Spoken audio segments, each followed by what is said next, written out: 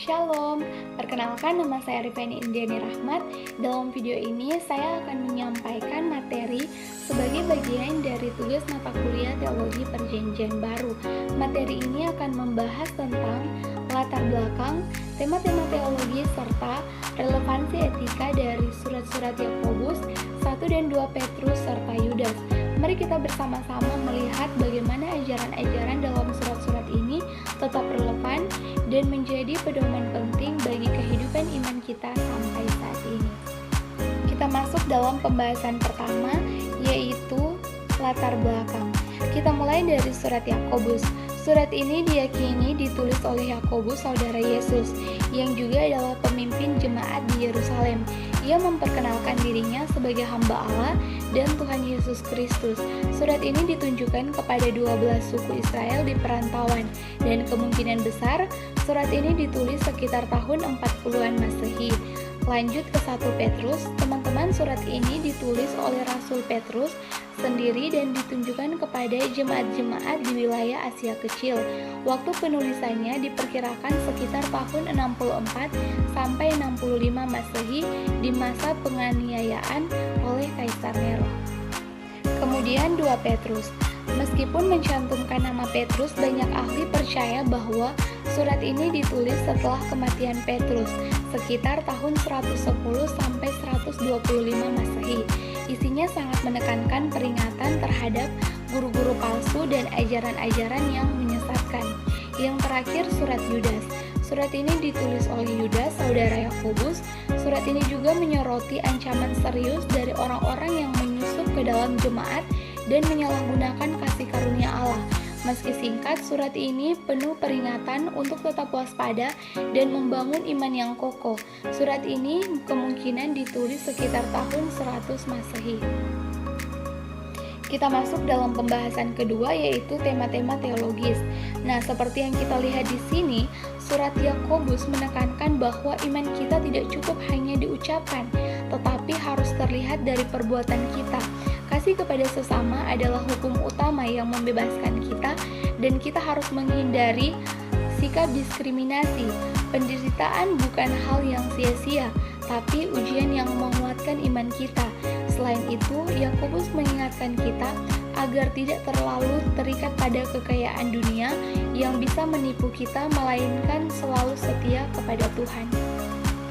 Dalam surat 1 Petrus, jemaat diingatkan bahwa mereka adalah umat pilihan Allah, dipanggil untuk hidup berbeda dari dunia yang seringkali menentang mereka. Kristus sudah memberikan contoh bagaimana kita harus tetap setia walaupun mengalami penderitaan. Para pemimpin jemaat juga diingatkan untuk menggembalakan jemaat dengan hati yang penuh kasih, bukan dengan kekuasaan. Selanjutnya, surat 2 Petrus. Surat ini mengajarkan bahwa kehidupan orang Kristen adalah perjalanan menuju kehidupan kekal dalam kerajaan Allah. Walaupun ada yang meragukan kedatangan Yesus Kristus kembali pasti akan terjadi, dan kita harus selalu siap untuk menghadapinya. Yang terakhir, surat Yudas. Surat Yudas ini memperingatkan tentang adanya para penyesat yang berbahaya bagi jemaat.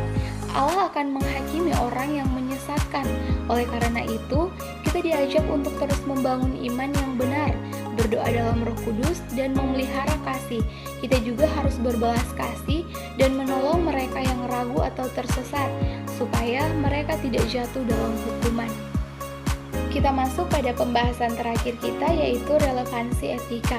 Kita mulai dari surat Yakobus. Surat Yakobus ini sangat menekankan pentingnya memperlakukan semua orang dengan sama, tanpa memandang status sosial. Yakobus mengajak kita untuk menunjukkan kasih yang tulus, tanpa memihak orang kaya atau orang miskin. Menurut Yakobus, iman sejati harus diwujudkan dalam perbuatan kasih yang nyata dan adil.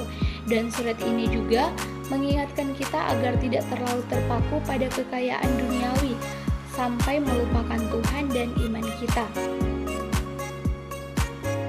Selanjutnya dalam surat 1 Petrus. Nah, dalam surat ini kita diajarkan untuk mengasihi sesama dengan tulus dan hidup dalam damai, bahkan kepada mereka yang mungkin tidak ramah kepada kita. Kasih dalam kekristenan bukan hanya perasaan, tetapi tindakan nyata seperti mengampuni dan saling mendukung.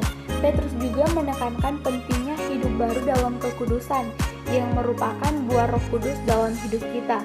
Selain itu, kita harus siap menghadapi penderitaan demi iman, meneladani Yesus yang tetap setia dalam penderitaan tanpa membalas kejahatan.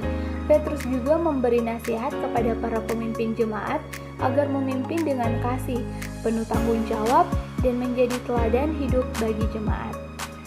Adapun dalam surat 2 Petrus ini mengingatkan kita untuk waspada terhadap ajaran palsu yang bisa merusak iman kita. Kita diajak untuk terus bertumbuh dalam iman dan mengenal Kristus dengan benar.